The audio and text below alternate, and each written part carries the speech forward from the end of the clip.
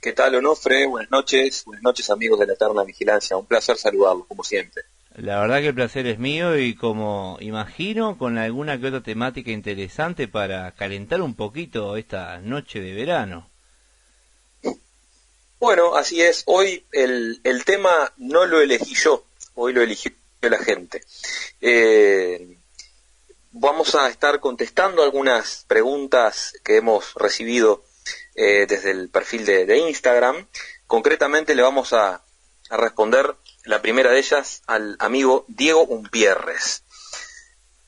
Dice la pregunta de este oyente: ¿cómo podría financiar un privado la construcción de ciclovías y calles? Bueno, linda pregunta. Estimo que además eh, parte del presupuesto la pregunta de que estaríamos en una sociedad sin Estado. ¿Cómo funcionaría esto? Cuesta mucho hacerse la idea, puesto que toda la vida hemos estado educados y partimos del preconcepto que las calles y que las rutas son de construcción del Estado y que no hay otra alternativa. Bueno, sí la hay.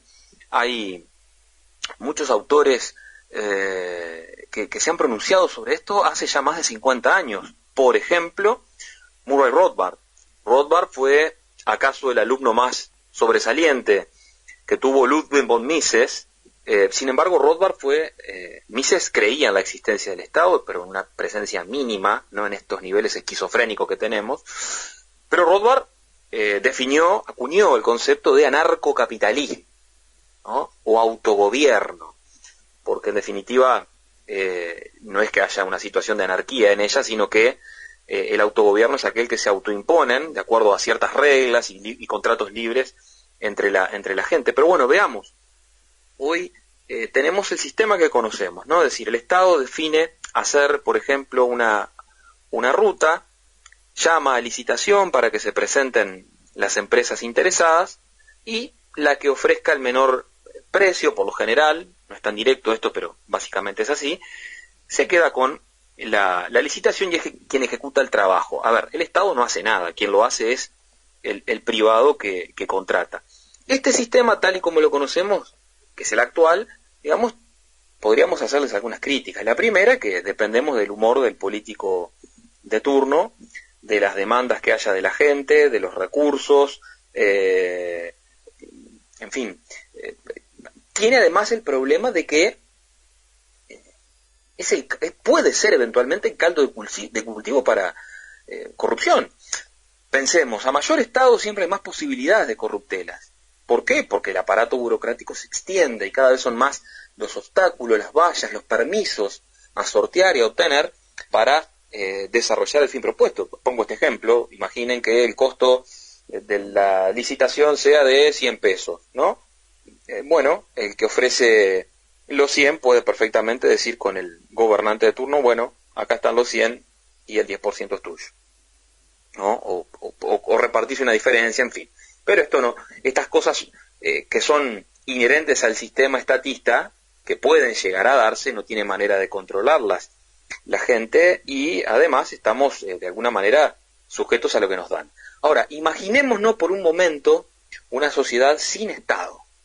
Bueno, ¿cómo sería esto? ¿Cómo se podrían ejecutar las calles, carreteras y demás? Una primera lectura que se puede hacer es mediante un sistema de peajes, por ejemplo, ¿no? En donde pensemos las horas pico. Imagínense el centro de Montevideo un viernes a las 6 de la tarde, es un caos por donde uno lo mire, complicado para estacionar, complicado para circular, el espacio cada vez se hace más chico porque es el mismo y el parque automotor ha crecido en los últimos años. Entonces, bueno, con este sistema de peajes, ¿qué es lo que se hace? Por ejemplo, en las horas pico, como os decía, se establecen sistemas de peaje. Entonces, ¿qué es lo que hace eso? Eso determina la ecuación costo-beneficio que vamos a hacer cada uno de nosotros. Algunos dirán, bueno, está bien, yo ahora busco una alternativa para circular, busco ir por otro lado, pero está quien decide, hace la ecuación costo-beneficio y dice: no, a mí me sirve llegar más temprano a mi casa o más temprano al trabajo, porque es tiempo que pierdo y el tiempo es oro y el tiempo es productividad que la dejo esperando en el camino, entonces decide pagar el peaje. ¿Y qué es lo que hace ese peaje? No, porque ahí puede saltar alguno y decir, bueno, sí, pero al final esta es una sociedad para ricos. No, no, no, no. El sistema de peajes lo que va a hacer es mandar información al sistema de precios, que es como un gran tablero de señales en donde la gente, actuando libre y espontáneamente, sin ninguna interferencia ni intervención estatal, que lo único que hace es distorsionar todo ese sistema, decía la gente, el soberano de la economía, actuando libre y espontáneamente, va a estar mandando señales mediante el sistema de precios. ¿Cuáles serán esas señales? Y bueno, que en ese lugar, producto de que durante determinadas horas de determinados días, se hace necesario invertir y construir caminos alternativos. Eso es lo que va a generar es mayor inversión, mayor trabajo, elevación de las tasas de capitalización de una sociedad, en fin. Pero eso es perfectamente viable. Ahora, imaginémonos el sistema, dice, bueno, está bien, sí, eso en el centro de Montevideo, y los que andan en el centro tienen todos autos y van para la Ciudad Vieja, no sé, en fin. Pensemos qué pasaría en los barrios más pobres, ¿no? Donde este fenómeno podría no, de hecho no se da. ¿Qué pasa en esos barrios donde las calles ni siquiera están bituminizadas y en los días de lluvia intensa o de varios días de lluvias intensas se hace prácticamente que imposible transitar, producto del barro, los pozos, en fin? Bueno, hoy, en la situación que tenemos, ¿qué es lo que va a pasar? Y bueno, la gente por allá cansada, porque toda esta situación obviamente dificulta la accesibilidad, puede generar inconvenientes, accidentes, en fin. Pueden haber que la gente se organice y haga marchas, como hemos visto, ¿no? Reclamando, bueno, en este caso, la mejora para las calles. La gente se organiza, ¿no? Ahora, eso va a depender después, como decía, del humor del político de turno, que en tanto, si no dilapidó demasiado dinero del erario, y si le queda algo, bueno, irá a dar una señal ahí, por lo menos para tapar el ojo y quedar bien con sus votantes. Hagamos el ejercicio mental ahora de pensar en una sociedad sin Estado. ¿Qué es lo que pasaría? La misma gente que ya se organizó, que ya tomó la iniciativa individual, propia, voluntaria, de movilizarse, podría, por ejemplo, designar a alguien, un representante, una suerte de administrador, o llamarle como quiera, para que sea quien pueda salir a pedir precio, a cotizar, recibir los precios de las empresas por la mano de obra, precio de lo que pueden costar los materiales, en fin. Y sea, bueno, sí, pero ¿cómo van a pagar los pobres si si hoy están sumergidos? Bueno, pensemos que esta sociedad de la que hablamos es una sociedad sin Estado, en donde hoy los pobres, los más desposeídos, igual son esclavos tributarios. ¿Cómo pagan el impuesto? Los impuestos. Primero, en sus sueldos, en sus magros sueldos, tiene una carga impositiva tremenda. Cada vez que van a comprar un paquete de fideos, un kilo de azúcar, la yerba, están pagando impuestos, están pagando IVA. Cada vez que le echan unos pesos de nafta a la moto, también, y vaya, si pagan ahí. Vía inflación, también pagan. Ese es el impuesto que más ataca a quienes menos tienen. Entonces, obviamente, en una sociedad sin Estado, todas estas cosas que acabo de decir no existirían. No sería el caso. Y habría más poder de compra. Entonces, pero además no es imposible esto. Piensen en una cooperativa de viviendas, de ayuda mutua, ¿no? Es lo mismo que hace la cooperativa. Se organiza, designa una comisión directiva que cuando va a ejecutar la obra en el terreno que tienen, cotizan con distintas empresas que les suministran materiales, en fin, es lo mismo. Decía, ese administrador o comisión directiva que elijan será quien se va a encargar de recibir todos estos insumos, la información necesaria para que se pueda hacer la construcción. Es lo mismo. Entonces, ahora decimos, bueno, ¿y cómo sería el caso del pago? ¿No? Bueno, lo mismo con una cooperativa de usuarios, donde todos tienen el derecho de uso y el único deudor ante el banco es la cooperativa. En este caso, independientemente de la cantidad de casas que tengan, el régimen de cooperativa de viviendas de ayuda mutua de usuarios, no de propietarios, implica eso. Más allá de que haya 38, 40, 50 viviendas, la cooperativa es una única deudora. Bueno, acá es lo mismo. Entonces, el día que algún vecino de ese barrio pobre que estamos trabajando en el ejemplo se quiera ir y quiera vender su casita, bárbaro, la venderá y estará incluido en ese contrato de compra-venta que haga el saldo de precio que queda por pagar lo que costó construir la calle. Lo mismo que pasa en una cooperativa cuando un socio se va antes y decide vender, como comúnmente se lo denomina o se lo conoce, la llave, ¿no? Ahora, esto no tiene nada de locura. Hoy lo que tenemos entonces, como dijimos, es que no dependemos del político. En este escenario no se depende del político y uno elige. Pero pueden surgir otros problemas. Por ejemplo, decir, bueno, ¿y qué pasa con las reglas del tránsito? Si no hubiera un Estado que ponga las reglas, esto sería un caos, pasarían todos chocando, porque es el Estado el único que puede poner normativas, estándares. Bueno, eso no es así. El gobierno ha instituido las reglas de tránsito porque es el que siempre las ha tenido y las ha administrado a las calles y a las rutas, pero en una sociedad abierta los propietarios van a fijar las normas. Ahora, no van a ser caóticas. ¿Por qué? Estas cuestiones son todas falsas. ¿Por qué? Porque obviamente, bueno, todos los propietarios de esas calles van a tener la necesidad, el interés de uniformizar las reglas. Es decir, si en una calle dicen que para la luz roja del semáforo habilita pasar y en el otro la verde es para frenar, bueno, va a ser un caos. Lo mismo que si en una calle unos dicen que manejen por la izquierda, otros por la derecha. Pero todos actuando en su propio interés, obviamente van a tener la necesidad de aunar criterios. Bueno, mire, en el siglo XIX, los ferrocarriles privados en Estados Unidos tuvieron este tipo de problemas y sin embargo lo resolvieron en forma armónica, sin ningún tipo de dificultad. Es más, fueron los ferrocarriles en Estados Unidos, y no el gobierno, quienes tomaron la iniciativa de resolver la caótica estructura que había con los diferentes usos horarios en ese país.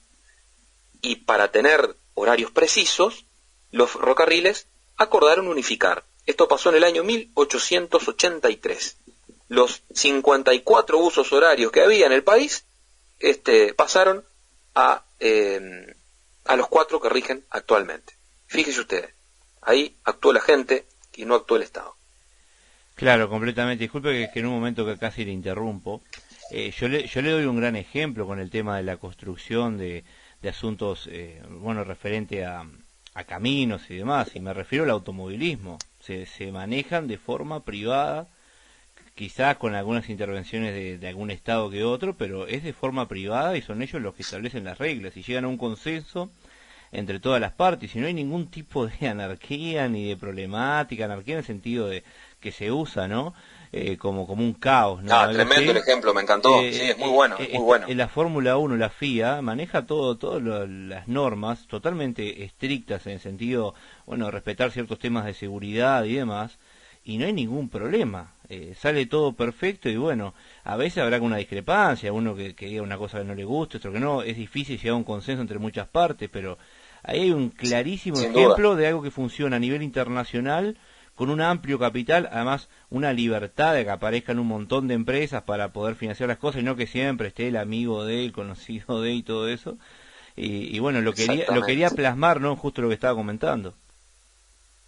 La gente siempre actuando en su propio interés, siempre, y esto lo subrayo y lo destaco en negritas, siempre termina beneficiándose y termina beneficiándose a los demás, aún sin proponérselo. Acá tenemos clarísimos ejemplos. Y esto viene de la mano con el otro tema que vamos a tocar. En este caso vamos a responder una pregunta del amigo Genio del Testing, así es como se llama el perfil le mandamos un de Instagram de este buen amigo. Le mandamos un abrazo, sí, claro, por supuesto, y gracias por las preguntas y las inquietudes que han dejado plasmado en las diferentes redes, porque sirven de insumos y permiten conocer precisamente cuáles son las preferencias de la gente. El tablero de señales se activó acá, así que estamos actuando en en consecuencia hablando de cosas que le interesan a la gente. Una pregunta que nos hacía era, bueno, dice, las empresas no contratan personal. ¿Cuál es la solución liberal para que no queden rezagados? ¿No? Esto ya lo hemos hablado. De hecho, ya aprovecho y voy, creo que ya lo dije en alguno de los programas, pero concretamente el 4 de abril, si no pasa nada raro de este año, voy a estar presentando en Montevideo mi próximo libro, que se llama Chau, consejos de salarios, un antídoto al desempleo. Ahí estamos tratando y analizando precisamente estas cosas, ¿no? La solución liberal pasa por distintos lados, ¿no? No es que eliminando el salario mínimo, eliminando los consejos de salario automáticamente aumenta el empleo. Obviamente que va a ayudar, debe ser reforzado de un montón de factores más, bajar la carga impositiva, etcétera. Pero en principio, decir que en una sociedad abierta, en donde haya flexibilidad laboral, en donde haya libertad para contratar, y quiero destacarlo especialmente, y libertad para despedir también, nunca, bajo ninguna circunstancia, va a existir tal cosa como el desempleo forzoso. En esto voy a citar al profesor Alberto Venegas Lynch, que pone un ejemplo que me parece muy ilustrativo. Sostiene el profesor, dice, imaginemos una isla en donde llegamos como náufragos, no sé, póngale 15, 20 personas, ¿no? Entonces, como estamos ahí en la isla, nos vamos a sentar a tomar sol, porque como no hay trabajo, nadie nos va a dar trabajo, vamos a estar desempleados. Bueno, eso es, en los hechos, obviamente es imposible. ¿Y por qué? Y bueno, porque si nos quedamos sentados tomando sol sin hacer nada, vamos a estar muriendo a los 2, 3 días de hambre y de sed, ¿no? Entonces, ¿qué es lo que va a pasar? Y bueno, unos van a tener que salir a juntar cocos, otros tendrán que salir a cazar, otros a recolectar, a explorar la isla para ver qué es lo que se encuentra. En fin, todos van a estar ocupados. Es necesario hacer algo. Ahora, no va a existir tal cosa como el desempleo forzoso. Podrá haber un desempleo voluntario, es decir, aquel que, por ejemplo, el náufrago que dice, no, yo soy abogado, voy a vender mis servicios de abogado, si no, no trabajo. Bueno, si uno no está en consonancia con las demandas de la gente, no va a tener trabajo, pero esa situación no va a ser un desempleo forzoso, sino voluntario. Ahora, se dirá, bueno, sí, está bien, pero en ese caso los salarios van a ser salarios de hambre, van a trabajar por un plato de comida. Bueno, es verdad. Ahora, el punto es que si hay acuerdos libres, no va a haber desempleo forzoso. El tema de que los salarios crezcan está directamente asociado con el aumento de las tasas de capitalización que tenga una sociedad. ¿Qué son las tasas de capitalización? Lo hemos dicho y lo volvemos a insistir con el concepto. Son maquinarias, instrumentos tecnológicos y demás que permiten aumentar la productividad. No es lo mismo arar con las manos que hacerlo con una máquina de última generación. Obviamente vamos a trabajar mucho menos, vamos a tener mayor productividad y eso hará que el nivel de salario y a la vez que el empleo también florezca y crezca. Pero la pregunta del amigo oyente iba sobre todo enfocada, bueno, ¿qué hacer para que no queden los rezagados, ¿no? Es decir, los menos preparados, aquellos que muchas veces tienen poca formación. A veces pasa también que el desempleo juvenil se mantiene en términos históricos siempre más o menos la misma franja. Entonces, bueno, ¿por qué pasa esto? Bueno, y esto tiene que ver mucho con la política de salario mínimo, ¿no? El salario mínimo acá en Uruguay está legislado desde el año 43. Hay una ley que es la 10.449, que en su artículo 3 lo define. Hemos tenido salario mínimo entonces desde hace más de 80 años, ¿no? Y sin embargo, los problemas de desempleo han sido en forma permanente, se han sostenido, con vaivenes según las coyunturas económicas, pero siempre es el mismo problema. Ahora, claro, hace 80 años que venimos haciendo lo mismo, y la solución a ese problema siempre sigue siendo la misma. Entonces, es necesario dar un cambio, un giro de 180 grados. Bueno, en este caso sería para proteger a los más rezagados, como dice el oyente, a los más débiles, a los menos preparados. Lo que hay que hacer es entonces eliminar el salario mínimo. ¿Y por qué? Y bueno, porque el salario mínimo, ¿qué es? Es una fijación de precios. ¿Ah?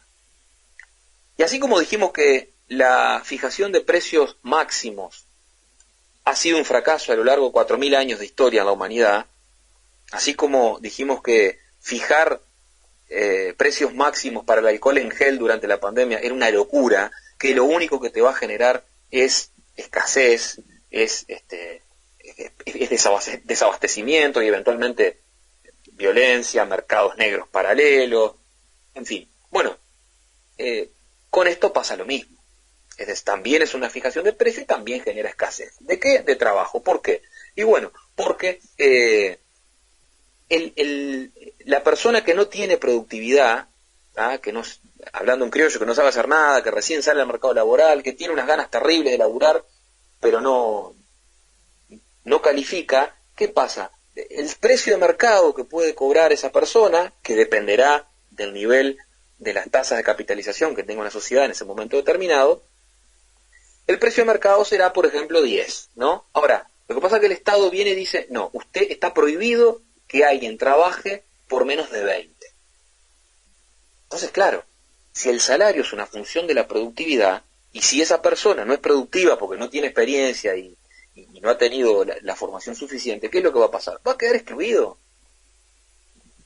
Fíjese usted, tendríamos el caso de una persona que quiere trabajar, tendríamos el caso de una persona que necesita contratarla, pero entre medio aparece el Estado diciendo que hay que pagarle más de lo que realmente se podría pagar.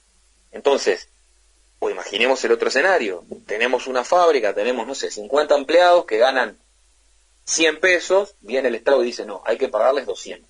¿Es lo que va a pasar? Y bueno, está bien, voy a cumplir la ley, pago 200, pero la productividad mía me alcanzaba para pagar 100, por lo tanto ahora lo que voy a hacer es, en vez de tener, no sé, no me acuerdo cuántos dije, pero 50 empleados, ahora voy a tener 25. ¿Verdad? Y cumplo con la ley, pero mandé al seguro de desempleo a otras personas. Entonces todo este sistema de salarios mínimos lo que hace es excluir a quienes más necesitan trabajar. De igual modo, también lo que hacen es, bueno, está bien, el empleador dice, bueno, más vale ahorro unos pesos, aprieto por acá, y lo que hago es contrato maquinaria, contrato capital, que en definitiva me va a ser mucho más redituable. Tengamos presente una cosa que muchas veces se dice de los malditos empresarios que van a pagar lo que quieran y demás. Bueno, a ver, dijimos que el salario es una función de la productividad y en definitiva el empresario, el empleador, lo que hace es da el cheque, pero el salario lo pagó antes el consumidor. Si queremos poner salarios mínimos, no sé, a 150.000 pesos, eso va a generar primero un desempleo tremendo, pero además tendría que haber una suerte de acuerdo tácito con los compradores, los consumidores, para pagar, no sé, 6, 7, 8 veces más lo que las cosas valen. Es imposible. ¿Y por qué? Porque el sistema de precios se rige por un sistema de valoraciones subjetivas en donde, bueno, es la gente en definitiva la que decide. Una cosa es lo que las cosas, valga la redundancia, cuestan, y otra cosa es lo que valen. Es mentira que los costos se trasladan a los precios. Los costos lo que hacen es que haya menos productividad. Pongo este ejemplo, imaginemos, no sé, tengo una fábrica de vino, utilicé las mejores uvas de mejor calidad, traídas de no sé dónde, utilicé la mejor maquinaria, los productos de última generación. Claro, obviamente ahora quiero trasladar ese precio, ese costo al precio. Ahora resulta que cometí el error, por no haber hecho una lectura adecuada del mercado, de instalar esa fábrica, no sé, imagínense en una sociedad en un pueblito donde la religión no les permite consumir alcohol a la gente. Son todos abstemios. ¿Cuánto va a valer ese vino? 0. Por más que le haya metido la mayor cantidad de costos posible. Bueno, con esto es lo mismo. De manera que, para no hacerla muy larga, porque el tiempo se nos vino encima, respondiéndole a este buen amigo, yo le diría, en principio, para proteger a los más rezagados, hay que eliminar el salario mínimo y eliminar los consejos de salario. Y por supuesto lo invito a que lea mi libro después, a partir del mes de abril. Sí, claro, por supuesto. Igual puede pasarse unos 3, 4 minutitos porque el espacio que sigue tiene un poquito menos de duración de lo habitual. Así que no hay problema, Bueno. no lo vamos a castigar. El Estado no está acá, así que no pasa, no pasa nada. Y no hay lesión de derechos a terceros también, entonces, eso está bueno. Exactamente. Ahora, el tema de siempre cuando se habla, ¿no? Bueno, los más privilegiados siempre hacen lo que quieren con los más necesitados, puede ser una forma de que hagan lo que se les antoje. He escuchado varias veces, en países como Paraguay los empresarios se van porque ahí pueden explotar a la gente. ¿Qué hay de falacia en todo eso? Bueno, dos cosas. La primera es el capital va donde se lo trata mejor. El capital no tiene patria. Es decir, uno va a ir a donde pueda ganar un poco más de dinero. Eso del patriotismo y demás, la verdad que es un dislate, un desatino mayúsculo. Eso es lo primero. Lo segundo, está también ese mito de que, sí, porque se llevan la plata para afuera. ¿Y cuál es el problema? Ahora resulta, cada uno con su plata hace lo que quiere. Y en todo caso, lo que habría que preguntarse es por qué, cuando dicen para afuera, me imagino que deben pensar en paraísos fiscales. Es decir, bueno, habría que preguntarse por qué existen los paraísos fiscales. Entre otras cosas, porque existen los infiernos tributarios. Estos países de cuarta, como Argentina, como Venezuela, con gobernantes de cuarta, perdón, debí decir, en donde se hace prácticamente que es una odisea trabajar en blanco. Eso es lo primero. Después, el mito de que, sí, lo que pasa es que el sindicato y las luchas sociales son los que me generan las conquistas y me pelean el salario. Eso es otro mito, eso es falso. Primero, los sindicatos obviamente son una herramienta absolutamente necesaria, que quede claro. Ahora, si la conflictividad, la reivindicación fuera la solución al aumento de los salarios, entonces sería muy fácil. Vayamos a Venezuela, a Cuba, bueno, casualmente están prohibidos los sindicatos en esos países, pero bueno, vayamos a algún país de los más pobres a hacer marchas, paralizaciones, ocupaciones, a ver si con eso es tan fácil, van a aumentar los ingresos. O redoblo la apuesta, tomemos la máquina del tiempo, viajemos al siglo V, a ver si son capaces, haciendo movilizaciones, marchas y protestas, de crear heladeras, televisores, automóviles, energía eléctrica, etcétera, etcétera, etcétera. Claramente que no es así, es por otro lado, no va por ahí. No depende de la buena o mala intención, ni del empleador, ni de la cantidad de dinero que tenga en la cuenta bancaria para que negocie a la baja los salarios o al alza. Lo que va a determinar el nivel de salario es las tasas de capitalización que existen en un país. Un mismo obrero, yo siempre pongo este ejemplo, el mismo sanitario con su misma cajita de herramientas, haciendo el mismo trabajo acá en Uruguay gana 1.000 pesos y en Estados Unidos gana, no sé, 10.000. ¿Por qué? ¿Porque acá somos más amarretes y allá son más sueltos de mano? No, las tasas de capitalización allá son mucho más altas que las que tenemos acá y eso ya por defecto predetermina el nivel de salarios al alza. Así que bueno, espero haber podido responder las preguntas a los amigos oyentes. Sí, agradecemos la participación y también les felicito por la iniciativa, ¿no? Que eso genera una interacción mayor con la gente y bueno, que las personas puedan participar y también hacer sus comentarios o dudas pertinentes. No sé si tiene algún comentario más o alguna cuestión que quiera compartir. También bueno, invitar no, a la Fred, gente, también invitar a la gente a sumarse simplemente, a ALU. Perdón. También invitar a la gente a sumarse a ALU, siempre recordarlo. Sí, que nos acompañen, que visiten nuestra página web www.alu.com.uy. Aprovecho para comentarles que el libro La Eterna Vigilancia, de mi autoría, a partir de hoy está disponible también en el Mercado Libre, así que en forma digital, en formato PDF, para quienes estén interesados, bueno, está disponible a partir de hoy. Como siempre decimos, al final es posible un futuro mejor. Ese futuro existe solo si es liberal. Viva la libertad. Un abrazo grande para todos.